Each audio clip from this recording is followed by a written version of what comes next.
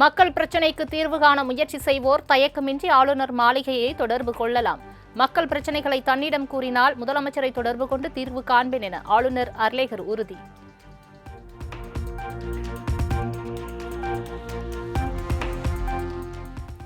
தாவேக ஆட்சியை கவிழ்க்க முயன்றதாக எழுந்த புகாரில் செந்தில் பாலாஜி மற்றும் அவரது சகோதரருக்கு சம்மன். இருவரும் நாளை மறுநாள் விசாரணைக்கு ஆஜராக வேண்டும் என சம்மன் அளித்த காவல்துறை.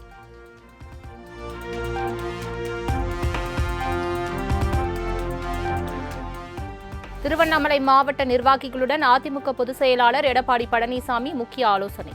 சட்டப்பேரவை தேர்தல் படுதோல்வி, உள்ளாட்சி தேர்தலை சந்திப்பது, கட்சியை பலப்படுத்துவது குறித்து ஆய்வு.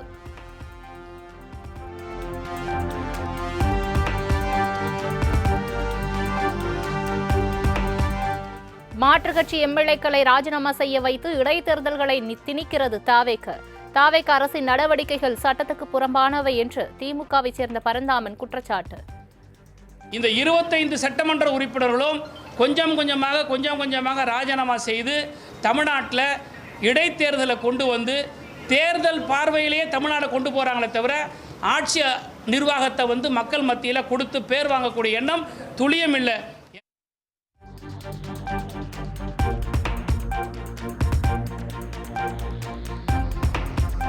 தனது பேரனின் பட்டமளிப்பு விழாவில் கலந்து கொள்வதற்காக குடும்பத்தினருடன் லண்டன் புறப்பட்டு சென்றார் திமுக தலைவர் மு.க. ஸ்டாலின். சென்னை விமான நிலையத்தில் உற்சாக முழக்கம் எழுப்பி வழி அனுப்பி வைத்த அக்கட்சி தொண்டர்கள்.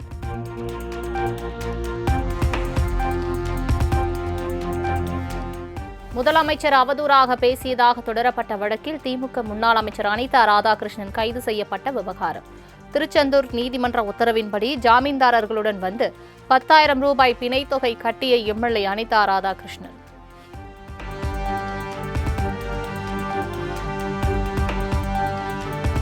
தாவேகாவில் இணையுமாறு அனிதா ராதாகிருஷ்ணனை போலீசாரை கொண்டு தாவேகா மிரட்டியதாக பரந்தாமன் குற்றச்சாட்டு. அவதூறு பேசியதாக பதியப்பட்ட வழக்கில் 6 மணி நேரம் விசாரித்தது ஏன் என்றும் கேள்வி. எதற்கு ஒரு அவதூறு வழக்கில் கைது செய்தவரை 6 மணி நேரம் 7 மணி நேரம் போலீஸ் இன்டராகேஷன் எதற்காக? என்னை காவல்துறை கட்டாயப்படுத்தியது, என்னை ரிசைன் பண்ண சொல்லி கம்பல் பண்ணது, தாவேக்கால சேர்ந்துருங்க என்று குற்றச்சாட்டை மிகப்பெரிய ஒரு குற்றச்சாட்டை சொல்லியிருக்கிறார். அப்போ 6 மணி நேரம் 5 மணி நேரம் அந்த இன்டராகேஷன் இதுக்கு தான் தேவைப்பட்டதா? அனிதா ராதாகிருஷ்ணன் போன்றவர்கள் வந்துதான் ஆட்சியை காப்பாற்ற வேண்டும் என்ற நிலைக்கு தாவேகா இல்லை. அவருடைய அனைத்து கருத்துகளுக்கும் நம்மால் பதில் சொல்ல இயலாது எனவும் அமைச்சர் செங்கோட்டையன் பதிலடி.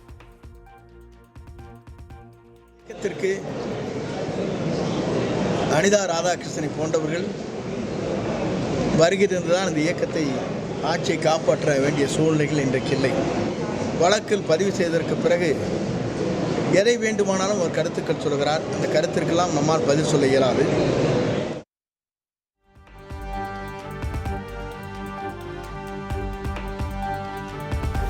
சகோதரர் மற்றும் அவரது மனைவியை வீடு புகுந்து தாக்கிய வழக்கில் புதுச்சேரி குற்றவியல் நீதிமன்றத்தில் ஆஜராகாத நிதியமைச்சர் மரிய வில்சன் வரும் 10ஆம் தேதி மரிய வில்சன் கட்டாயம் ஆஜராக வேண்டும் என நீதிபதி சேரலதன் உத்தரவு.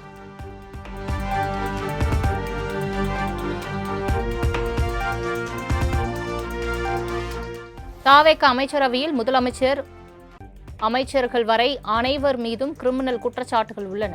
திமுக சட்டத்துறை இணை செயலாளர் பரந்தாமன் விமர்சனம். கேபினட்டை வைத்துக் கொண்டு இன்னும் சொல்ல போனா கேபினட்டுடைய தலைமை அமைச்சராக இருக்கக்கூடிய திரு விஜய் மீது குதிரைபேர ஊழல் குற்றச்சாட்டு சுமத்தி இருக்கிறோம். திரு வைகோ பேசி இருப்பதை நான் இதே 2 நாட்களுக்கு முன்னாடி ஊடகங்களில் நான் சொல்லியிருக்கிறேன். அப்போ கிரிமினல் பின்னணி கொண்ட கேபினட்டாக தான் இருக்கிறது, குற்றவாளிகள் நிரம்பிய கேபினட்டாக இருக்கிறது.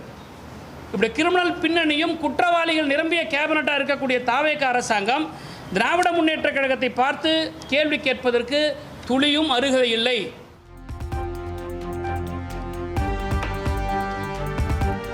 அரூர் சம்பவத்தை சுட்டிக்காட்டி கணக்கு தீர்க்காமல் விடமாட்டோம் என அமைச்சர் ஆதவ் அர்ஜுனா பேசியது ஏற்புடையது அல்ல. கணக்கு தீர்ப்போம் என பேசியிருப்பது ஆதவ் வகிக்கும் அமைச்சர் பொறுப்புக்கு பெருமை சேர்க்காது என சிபிஐ மாநில செயலாளர் வீரபாண்டியன் கண்டனம்.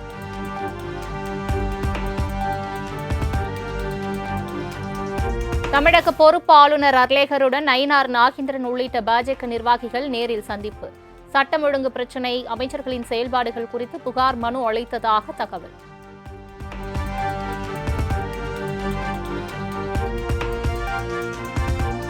ஆய்வு செய்வதற்கு ஆளுநருக்கு முழு அதிகாரம் உள்ளது. ஆளுநரை கொச்சைப்படுத்தி பேசுவது அமைச்சருக்கு அழகல்ல என பாஜக மாநில தலைவர் நயினார் நாகேந்திரன் காட்டம்.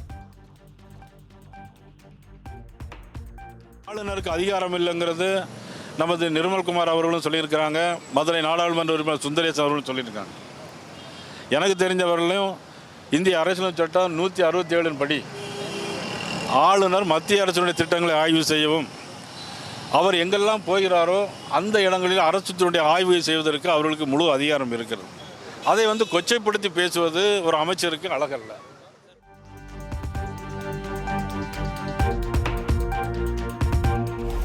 பெண் குழந்தைகளிடம் காங்கிரஸ் அமைச்சர் விஸ்வநாதன் நடந்து கொண்ட விதம் குறித்து ஆளுநரிடம் நயினார் நாகேந்திரன் குற்றச்சாட்டு. அமைச்சர் விஸ்வநாதன் மீது நடவடிக்கை கோரி ஆளுநரிடம் மனு அளித்துள்ளதாக நயினார் நாகேந்திரன் விளக்கம்.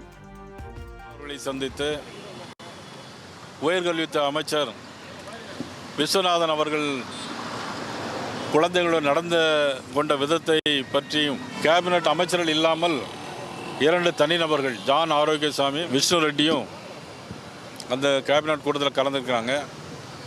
இது குறித்து நடவடிக்கை எடுக்க வேண்டும் என்று ஆளுநர்களுடன் நாங்கள் மனு கொடுத்திருக்கிறோம்.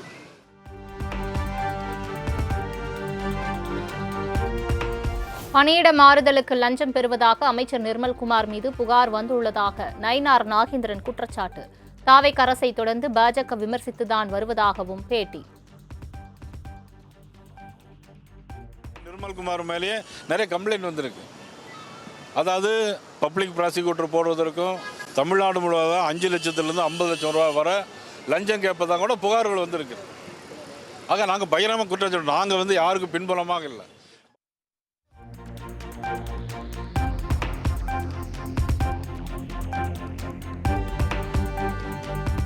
தமிழ்நாடு அமைச்சரவை கூட்டத்தில் அமைச்சர்களை தவிர 2 தனிநபர்கள் கலந்து கொண்டது குறித்து நடவடிக்கை எடுக்க வேண்டும் என நயினார் நாகேந்திரன் கோரிக்கை.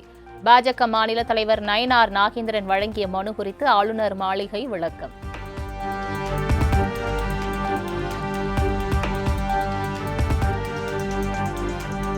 திருச்சி கிழக்கு தொகுதி இடைத்தேர்தலில் திருமாவளவன் வென்று துணை முதலமைச்சராக வேண்டும். ஓமலூரில் நடைபெற்ற மாவட்ட விடுதலை சிறுத்தைகள் கட்சி செயற்குழு கூட்டத்தில் ஒருமனதாக தீர்மானம் நிறைவேற்றம்.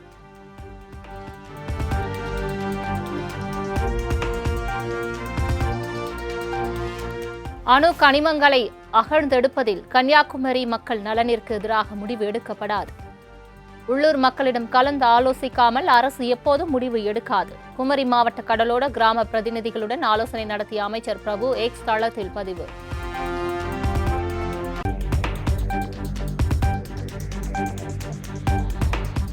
உடல்நலக் குறைவு காரணமாக பாமக நிறுவனர் ராமதாஸ் சென்னை அப்போலோ மருத்துவமனையில் அனுமதி. ராமதாஸின் உடல்நிலை தற்போது சீராக இருப்பதாக மருத்துவர்கள் தகவல்.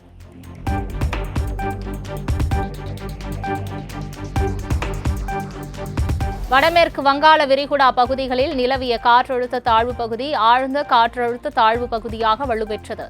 அடுத்த 3 நாட்களில் வடக்கு ஒடிசா, வடக்கு சத்தீஸ்கர் நோக்கி மேற்கு வடமேற்கு திசையில் நகரும் எனவும் வானிலை ஆய்வு மையம் தகவல்.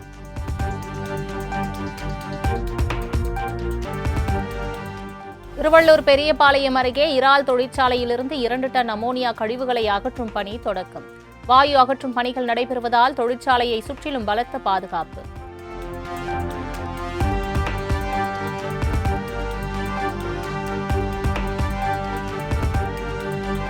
அமோனியா கசிவு விவகாரத்தில் முழு அறிக்கை பெறப்பட்டு அதிகாரிகள் மெத்தனம் கண்டறியப்பட்டால் கடும் நடவடிக்கை எடுக்கப்படும். முழுமையான அறிக்கைக்கு பிறகு தொழிற்சாலையை நிரந்தரமாக மூடுவது குறித்து முடிவு செய்யப்படும் எனவும் மாவட்ட ஆட்சியர் கவிதா பேட்டி. இது ஆய்வு பண்ணியிருக்கிறாங்க. அந்த லீக்கேஜ் பற்றிய ஒரு டீடைல் இன்வெஸ்டிகேஷன் இப்போ அந்த அமோனியா வெளியே எடுத்ததுக்கு அப்புறம் தான் செய்வாங்க.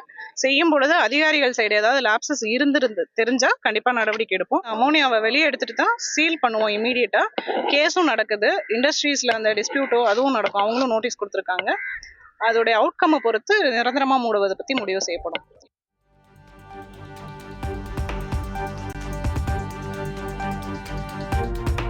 திருவாரூர் அருகே குட்கா விற்பனையாளர்களிடம் லஞ்சம் வாங்கிய 2 தலைமை காவலர்கள் சஸ்பெண்ட். திருவாரூர் மாவட்ட காவல் கண்காணிப்பாளர் சதீஷ்குமார் அதிரடி உத்தரவு.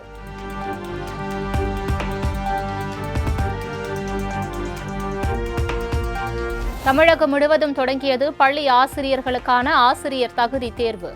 தீவிர பரிசோதனைக்கு பின் தேர்வெழுத அனுமதிக்கப்பட்ட தேர்வர்கள்.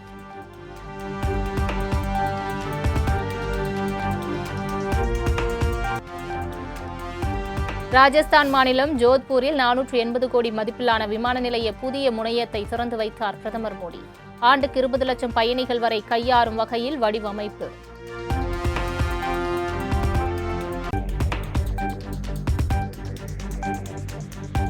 மகாராஷ்டிராவின் தலைநகரான மும்பையில் பல்வேறு பகுதிகளில் வெளுத்து வாங்கும் கனமழை.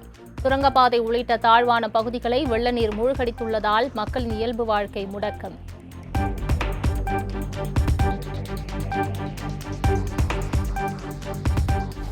மும்பையில் வெளுத்து வாங்கும் கனமழையால் சாலைகளில் பெருக்கெடுத்து ஓடும் வெள்ளம். மும்பை மற்றும் அதன் சுற்றுவட்டார பகுதிகளின் பல்வேறு இடங்களில் இடுப்பு அளவுக்கு தேங்கிய மழைநீர்.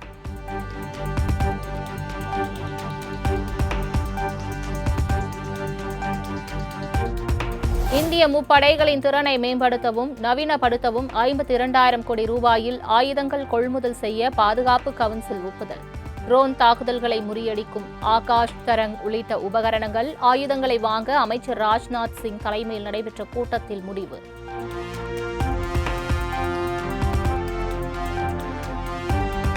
மின் வாகனங்களின் பேட்டரிகளை மொபைல் போன்கள் மூலம் முடக்க தவறாக பயன்படுத்தப்பட்ட பேட் பிஎம்எஸ், ஸ்மார்ட் பிஎம்எஸ் உள்ளிட்ட 7 செயலிகளுக்கு மத்திய அரசு தடை. சில யூடியூபர்கள் தங்களது ஸ்மார்ட் போன் மூலம் மின்சார ஆட்டோக்களை செயலிழக்க செய்த வீடியோ வைரலான நிலையில் கூகுள் மற்றும் ஆப்பிள் நிறுவனங்களுக்கு உத்தரவு.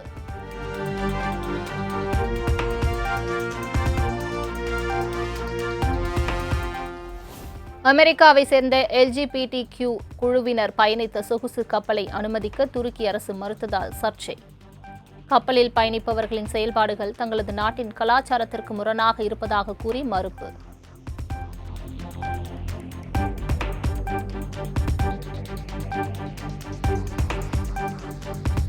இங்கிலாந்து இந்திய அணிகளுக்கு இடையே இன்று இரவு 7 மணிக்கு 2வது T20 போட்டி தொடக்கம்.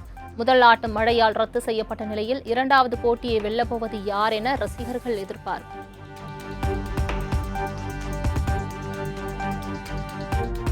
உலகக்கோப்பை கால்பந்தின் ரவுண்ட் ஆஃப் 32இல் ஆஸ்திரேலியாவை பெனால்டி ஷூட் அவுட்டில் 4-2 என்ற கணக்கில் வீழ்த்தி ரவுண்ட் ஆஃப் 16 சுற்றுக்கு முன்னேறியது எகிப்து அணி. ஃபிஃபா உலகக்கோப்பை தொடரிலிருந்து வெளியேறி ரசிகர்களுக்கு அதிர்ச்சி அளித்தது ஆஸ்திரேலிய அணி.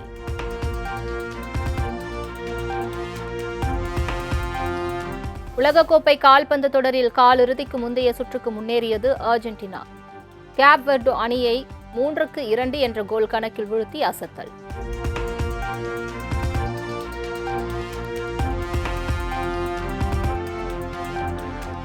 உலகக்கோப்பை கால்பந்து தொடரில் 20 கோல்களை அடித்து சாதனை படைத்த அர்ஜென்டினா நாயகன் மெஸ்ஸி தொடர்ந்து 8 போட்டிகளில் கோல் அடித்து மற்றொரு புதிய சாதனையையும் மெஸ்ஸி படைத்தார்.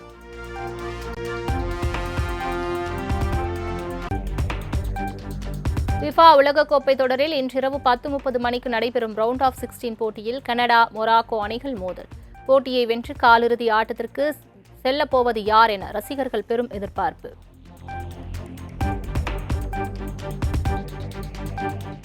ஃபிஃபா உலகக்கோப்பையை அமெரிக்க அணி வென்றால் நிலவுக்கு கால்பந்தை அனுப்புவோம் என நாசா வாக்குறுதி.